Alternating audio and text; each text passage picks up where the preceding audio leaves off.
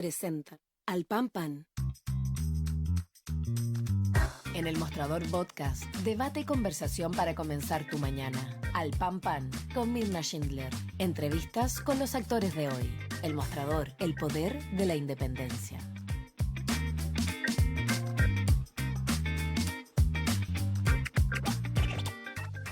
¿Qué tal? ¿Cómo están ustedes? Muy buenos días. Comenzamos el último capítulo de la semana aquí por elmostrador.cl cuando, está ya todo listo y preparado para el funeral del Papa Francisco en el Vaticano. Vamos a estar conversando acerca del legado también y de la importancia que tiene el Papa Francisco, no solo para el mundo, fundamentalmente también para Argentina. Vamos a estar conversando ahí con un escritor, argentino. Antes sí contarles que hay una noticia importante que dice relación con la detención del líder de la resistencia mapuche Lafkenche, Federico Astete Catrileo. Recordemos que esta organización es sindicada como la responsable del grave atentado contra el molino Grolmus, así que vamos a estar muy atentos también a el desarrollo de esa información.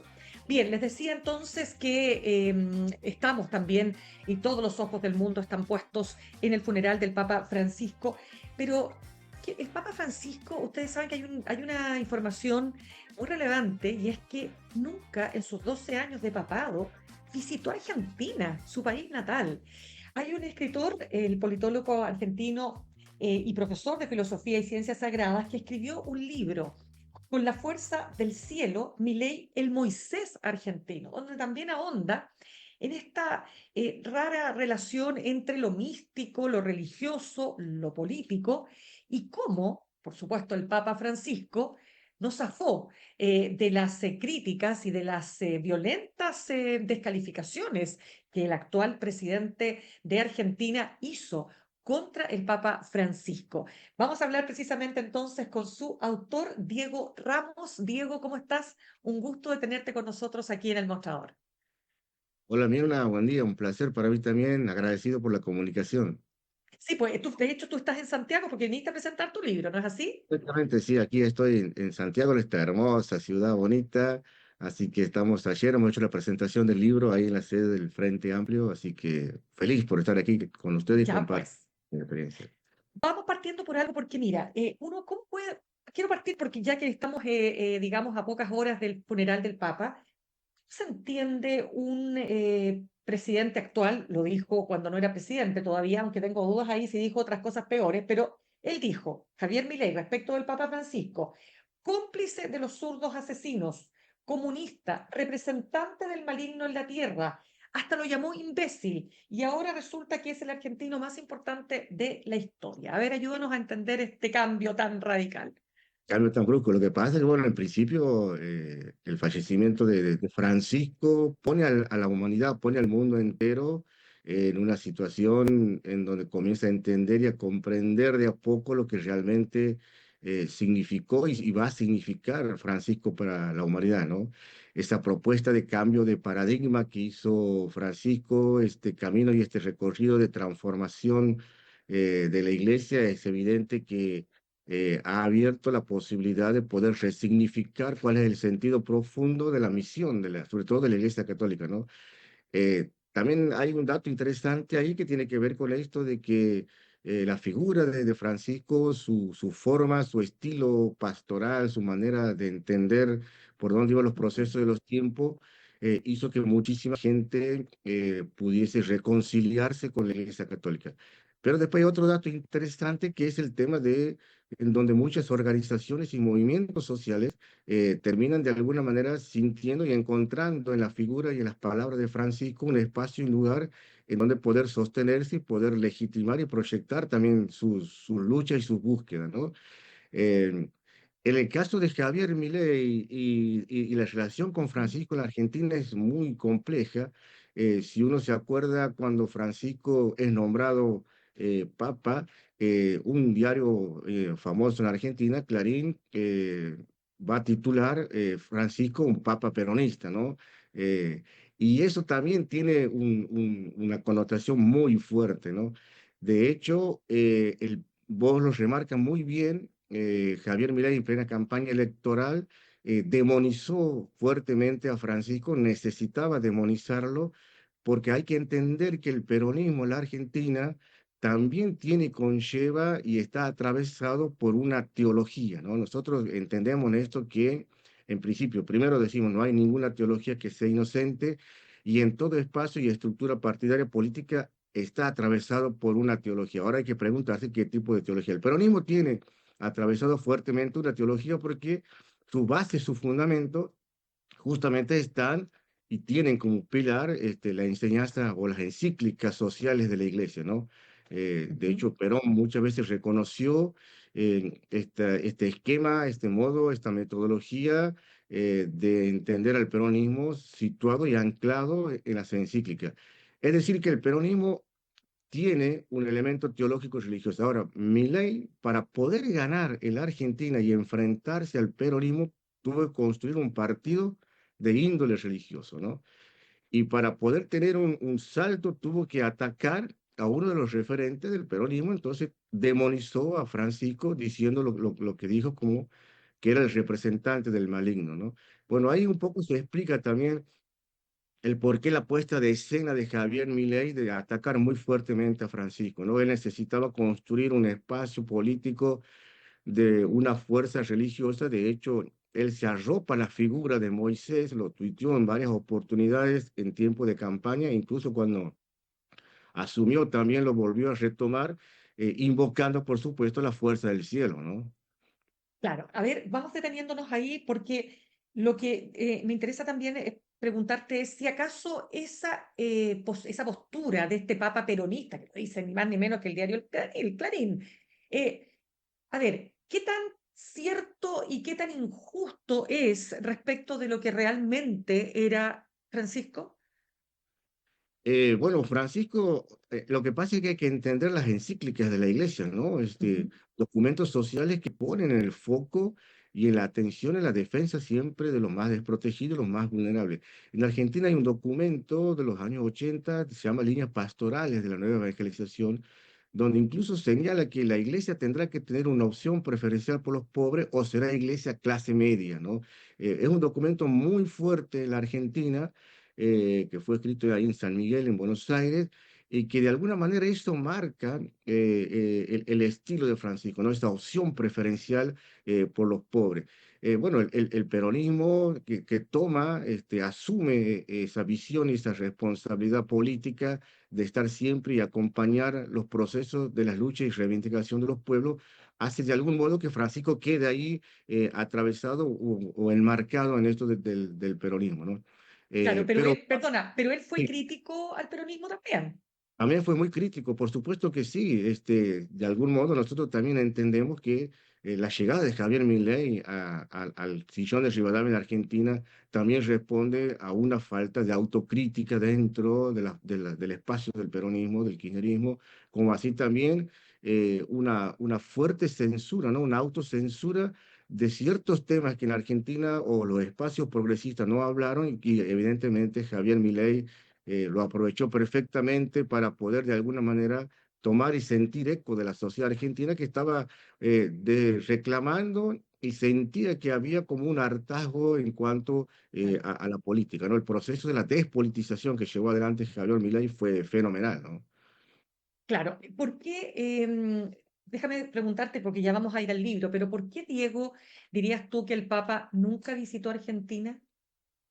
Bueno, fíjate que tuve la posibilidad de escribir una carta a Francisco cuando escribí el libro, y en algunos de los párrafos le ponía que nosotros ya sabíamos lo que teníamos que hacer, ¿no? Entendíamos, yo lo entiendo que es muy complejo, o era muy complejo en aquel momento llegar a la Argentina.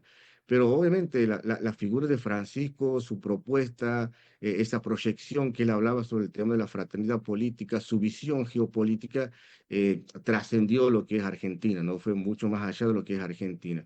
Y me parece que quedó ahí, si es verdad, en la sociedad argentina como esa sensación de deuda de que Francisco no pudo llegarse, pero creo que lo más importante es poder entender y comprender que tenemos que saber lo que hay que hacer porque el legado de Francisco ya está puesto, ¿no?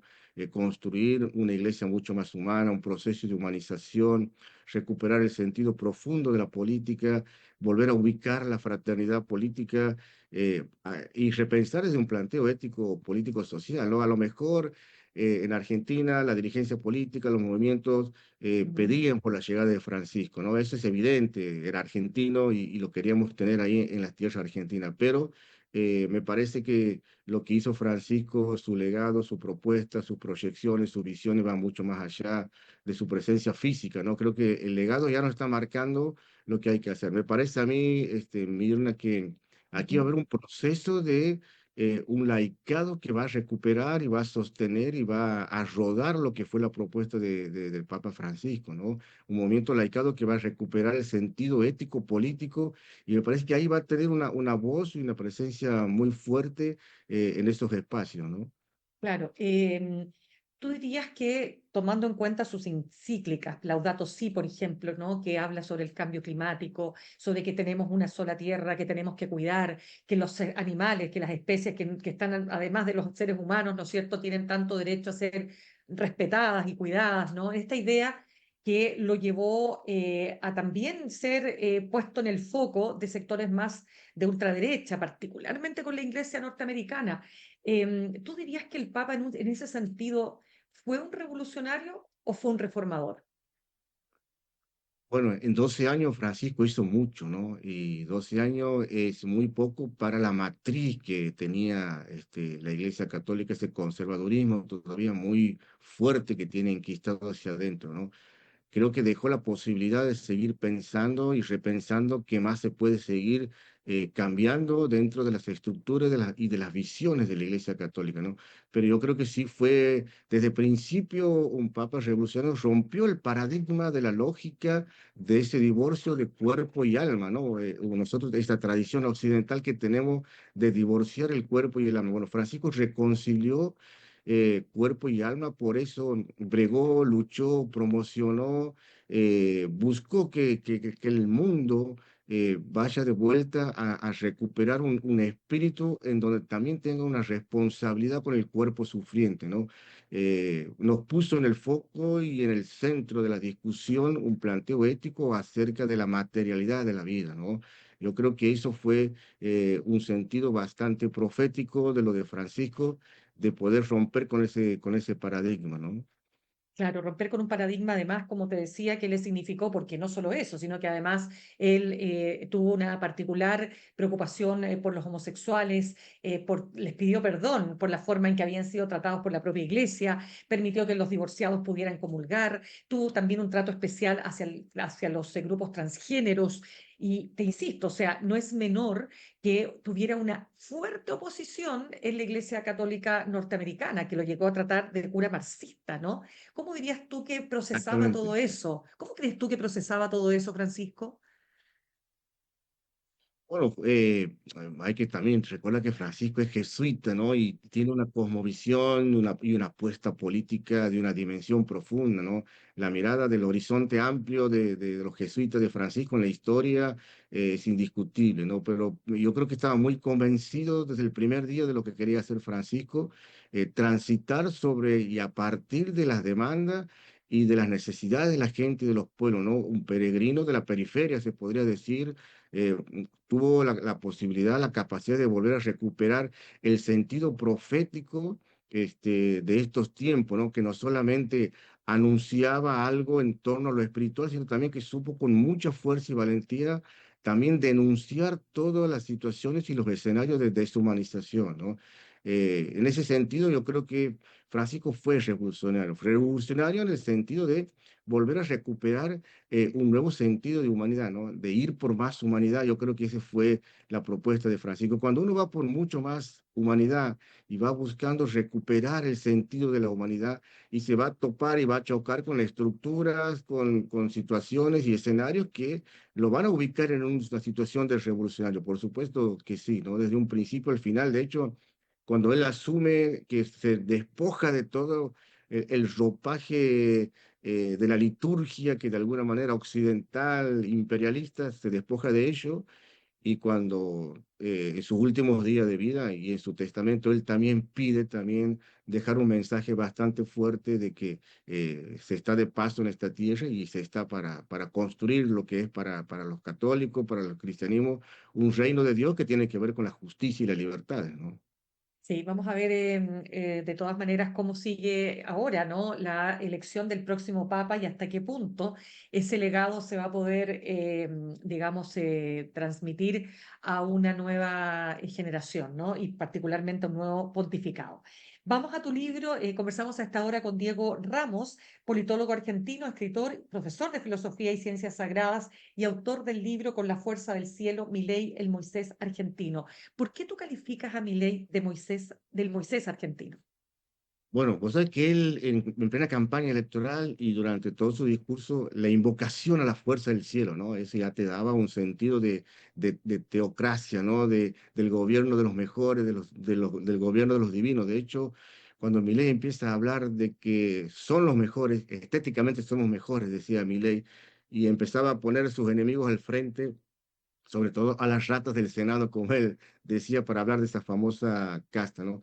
Pero al mismo tiempo él se arroga la figura de Moisés, ¿no? Él dice, tuitea en varias oportunidades que él es el Moisés. Milei siente, construye un personaje que se va a presentar frente a la sociedad argentina como un mesías, en este caso Moisés, que viene a salvar a la sociedad argentina de la podredumbre de la política, ¿no?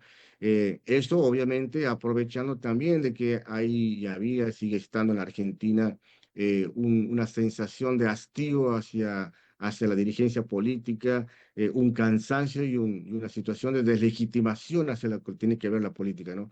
Entonces, para poder purificar toda esta sensación que la sociedad argentina venía sintiendo, es donde Milei dice, se arroga la figura de Moisés, ¿no? Y si uno toma en cuenta lo que fue Moisés en la historia de la salvación, ahí hay un llamado de Dios con Moisés en donde le va a proponer a Moisés que sea quien pueda de alguna manera reconstruir una nación. Pero en ese pacto de reconstruir una nación es a partir de ser naciones justas y solidarias, ¿no?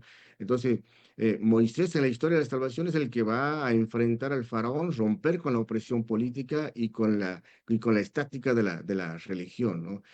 Con el tiempo, nosotros ahí creemos nosotros, Mirna, que tenemos que desmitificarlo a Milei como Moisés, porque no es el que viene a salvar al pueblo argentino, de eso estoy convencido, ni mucho menos que viene a purificar una sociedad argentina, ¿no?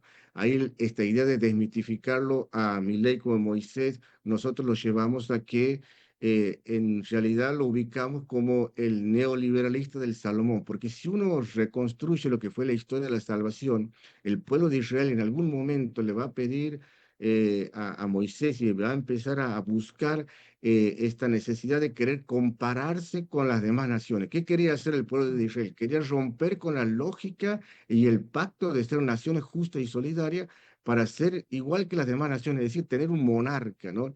Esa ruptura del pacto originario de ser sociedades justas y solidarias, naciones justas y solidarias, es donde se produce el reemplazo del Dios de la historia, de la vida comprometido con la salvación del pueblo, por el Dios del mercado, ¿no? Y es Salomón que expresa su mayor esplendor de riquezas y lujurias, en donde ahí nosotros decimos, mi ley no es Moisés, sino que es el neoliberalista de Salomón, que viene de alguna manera a romper con ese pacto originario, porque Argentina es una sociedad, tiene un pacto de ser sociedades justas y solidarias. Bueno, Milei va a romper con esta lógica, pero obviamente nosotros lo decimos que no es Moisés, sino que es el Salomón, ¿no? Claro, ahora llama la atención de todas maneras, Diego, porque nosotros en Chile no tenemos, o sea, más allá de si hay una población católica que todavía sigue, sigue declarándose católica, nos vemos este vínculo, yo no me imagino por lo menos que eso podría despertar atracción electoral en un líder que tuviera estas características, como dices tú, ¿no es cierto?, mesiánica. Pero déjame entrar más allá, porque en Sí. el libro de Juan González, El Loco, que nosotros también lo entrevistamos acá, él dice que, bueno, Milei sostiene que Dios, el uno, se le habría revelado y le encomendó una misión.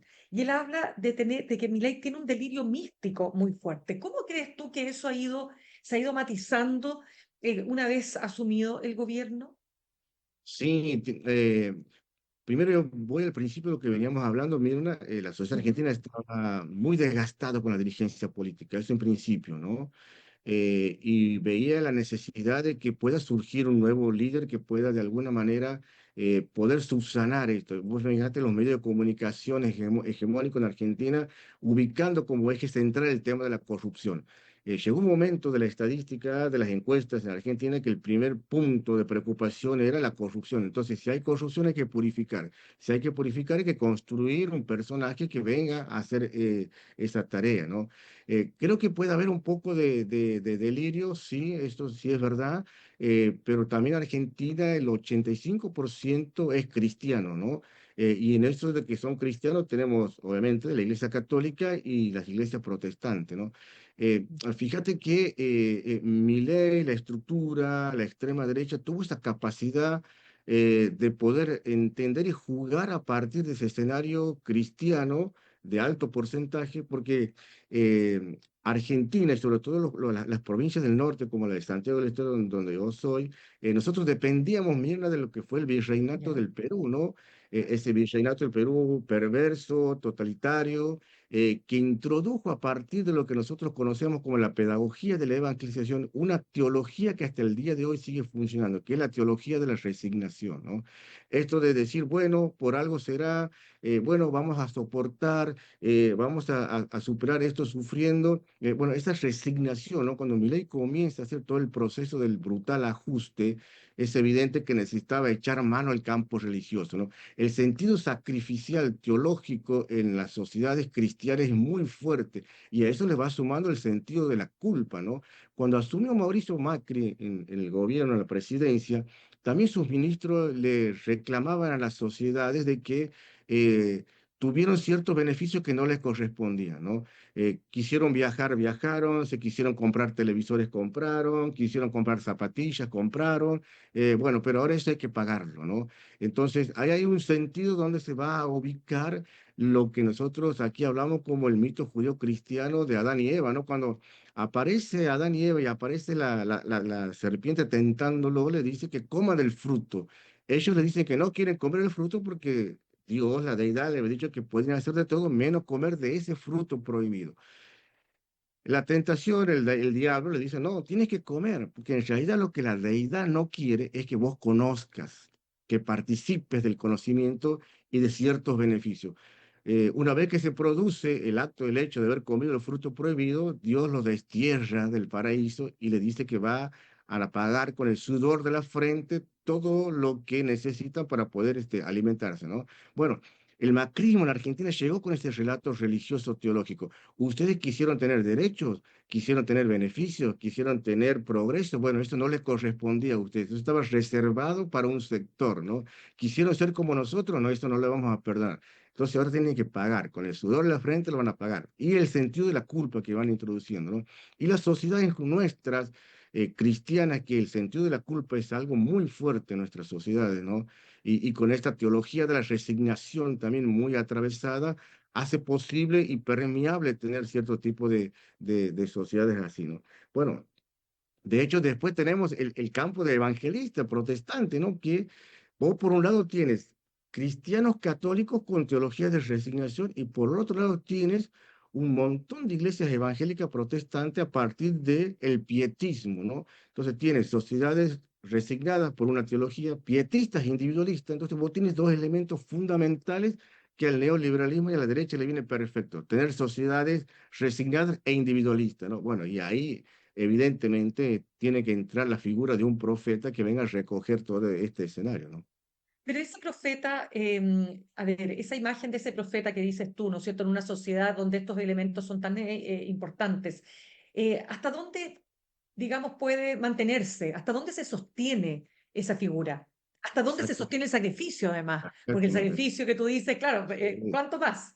sí, no, es muy buena la pregunta. Bueno, cuando el bolsillo ya no soporta más, ese es un Claro. desde ahí no se puede escapar, ¿no? Pero Argentina tiene un ADN, decimos nosotros, que es un ADN peronista, ¿no? Fíjate que el peronismo también es religioso y es teológico, ¿no? Pero hay una gran diferencia con el partido religioso de Milei.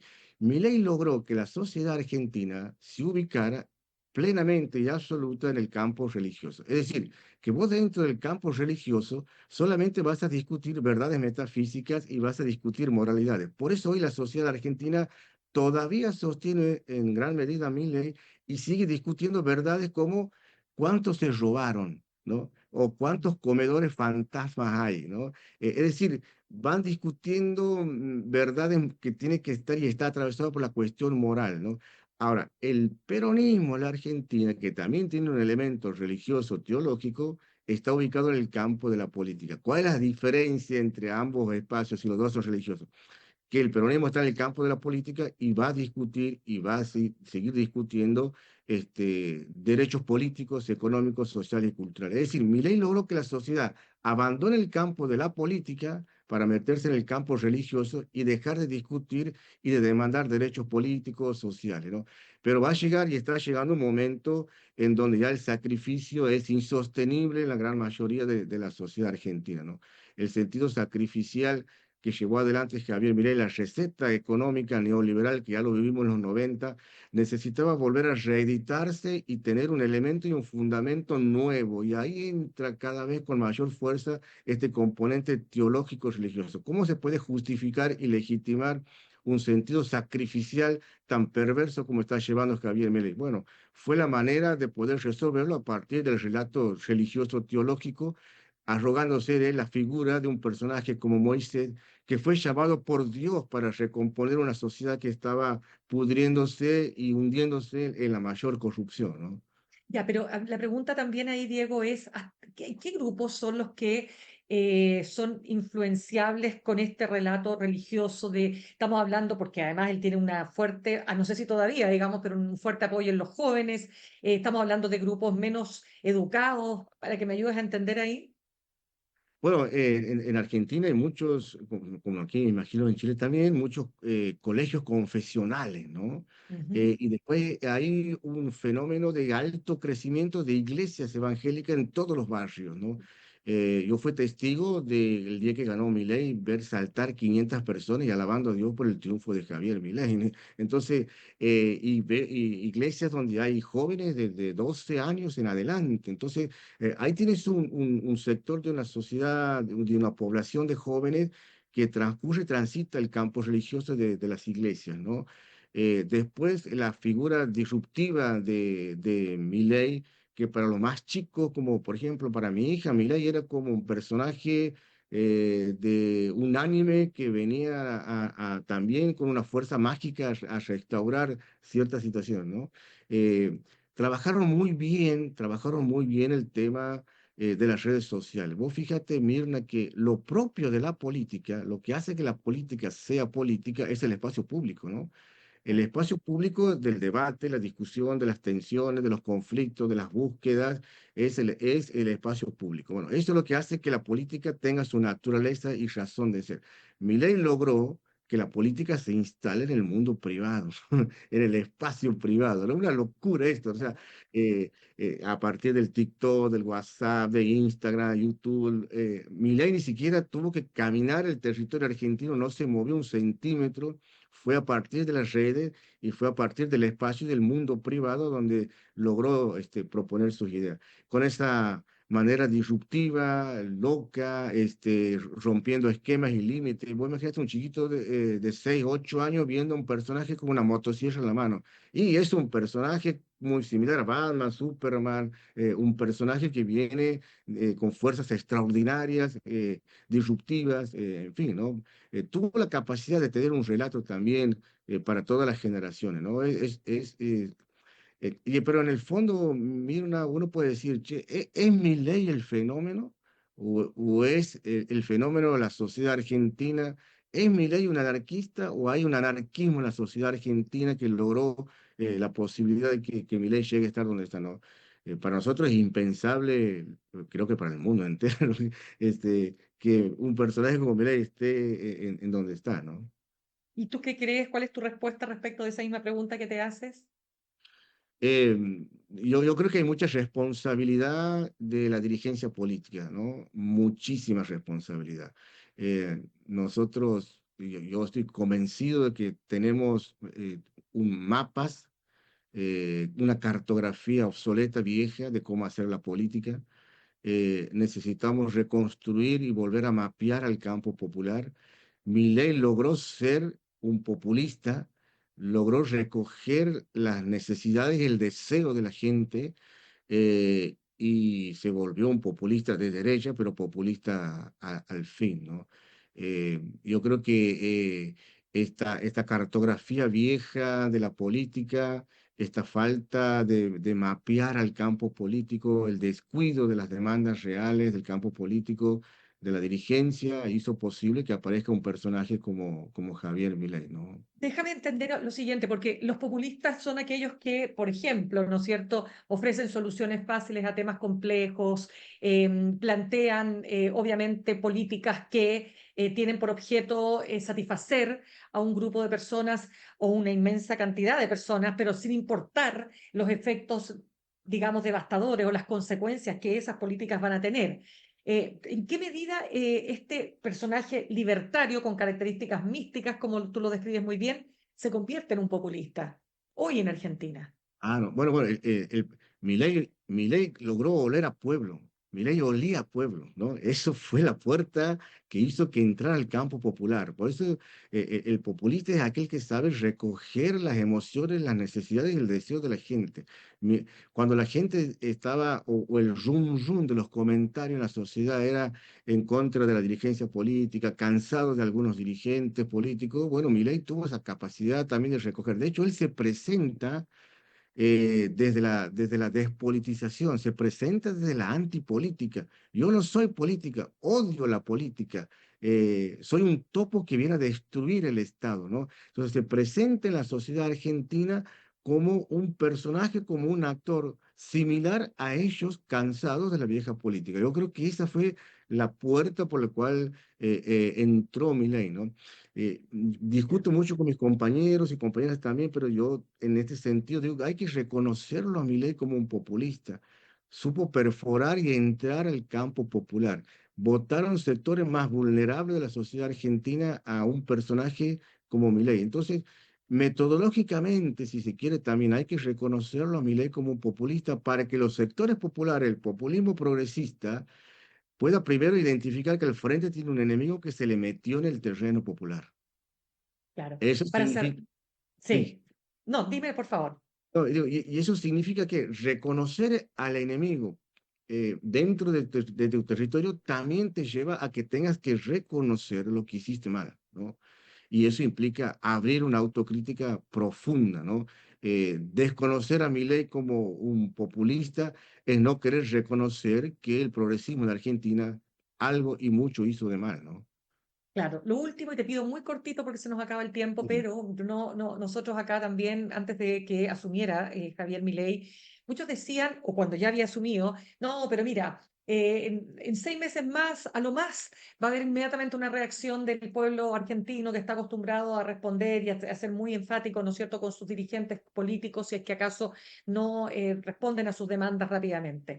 Y sin embargo, mira lo que ha pasado, o sea, más allá de las protestas de los jubilados, en fin, no ha habido, digamos, un movimiento social contrario a estas políticas de shock. ¿Por qué ha pasado eso?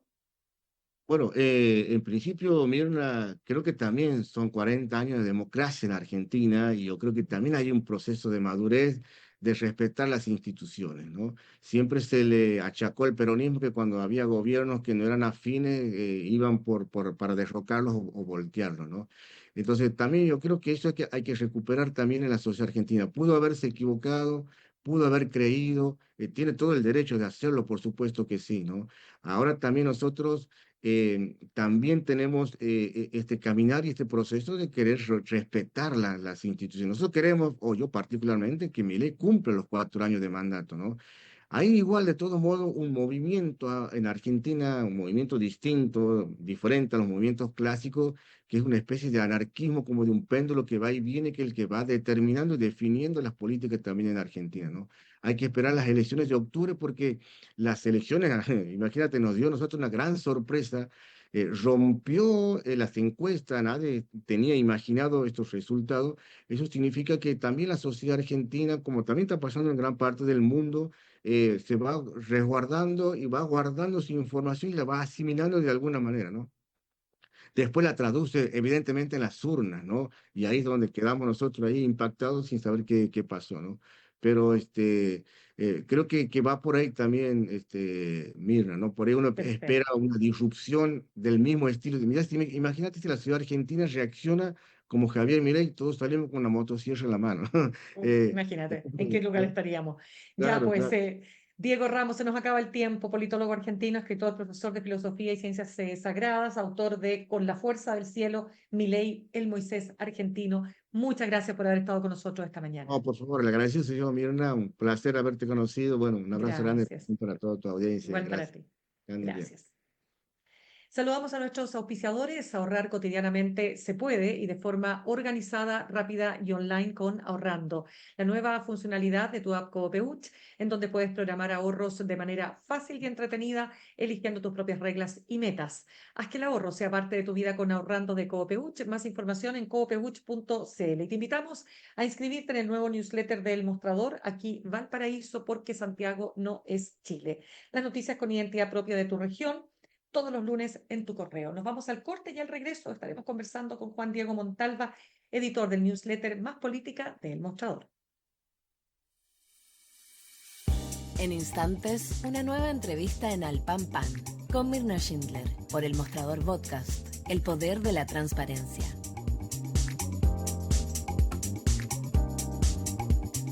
En Coopeuch cada vez somos más socios. Y cada año tenemos una buena noticia, el remanente, Un beneficio único de las cooperativas. en donde los resultados se